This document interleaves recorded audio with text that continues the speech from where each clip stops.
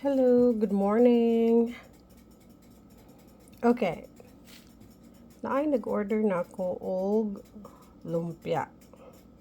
Tapos magluto sad ko og bihon today.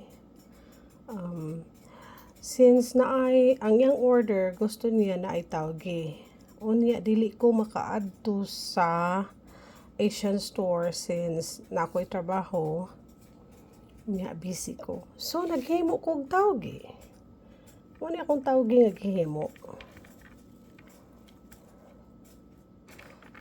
Ika 4 days na ron niyang pagtubo.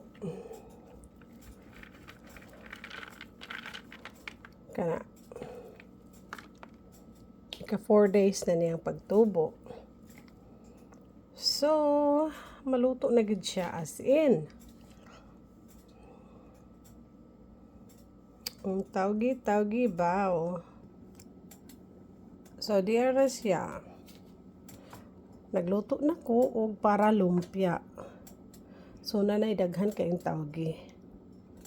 Na, kung makita ninyo, daghan na siya tawgi.